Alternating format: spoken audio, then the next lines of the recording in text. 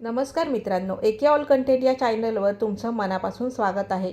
मित्रांनो, आज मी तुम्हाला एका अशा घटनेबद्दल सांगणार आहे जे ऐकून तुमच्याही काळजाचं पाणी होईल. आईच्या प्रेमाला आपण जगातलं सर्वात पवित्र नातं मानतो, पण जेव्हा हीच माया हैवानियतमध्ये बदलते तेव्हा माणुसकीलाही लाज वाटते. मित्रांनो, नर्मदापूरमधून एक अशीच धरकाप उडवणारी घटना समोर आली आहे. एका आईनं चक्क आपल्या 8 वर्षाच्या पोटच्या मुलीला रेल्वेसमोर ढकलून दिलं. हे सगळं तिने का केलं? तर फक्त तिच्या दुसऱ्या लग्नाच्या आड ही मुलगी येत होती म्हणून. मित्रांनो, ही घटना 17 मार्च 2026 रोजी रात्री 7:30च्या सुमारास नर्मदापुरम रेल्वे स्टेशनवर घडली. अंजू राजपूत नावाची महिला आपल्या 8 वर्षाच्या मुलीला युविकाला घेऊन प्लॅटफॉर्म नंबर 1 वर येते. ती तिथे तब्बल 3 तास फिरत होती, जणू काही संधीची वाट पाहत होती.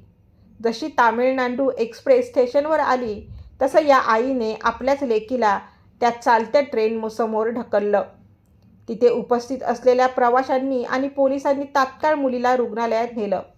13 दिवस ती मृत्यूशी झुंज देत होती, पण दुर्दैवाने 30 मार्चला त्या चिमुरडीने जगाचा निरोप घेतला. मित्रांनो, पोलिसांनी जेव्हा आईची चौकशी केली तेव्हा जे समोर आलं ते धक्कादायक होतं.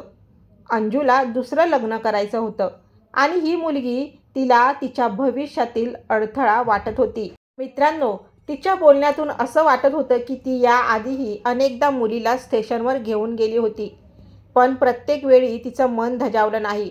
मात्र त्या दुर्दैवी रात्री तिचा स्वार्थ जिंकला आणि ममता हारली. आज ही आई तुरुंगात गजाआड आहे. पण विचार करा, ज्या आईच्या कुशीत मुलाला सुरक्षित वाटायला हवं तीच आई जर काळ बनली तर समाजाचं काय होईल? नात्यांची किंमत इतकी कमी झाली आहे का? मित्रांनो, माणुसकीला काळिमा फासणारी ही घटना आपल्याला खूप काही विचार करायला लावते. अशा निर्दयी आईला काय शिक्षा व्हायला हवी हे तुम्हीच सांगा. धन्यवाद.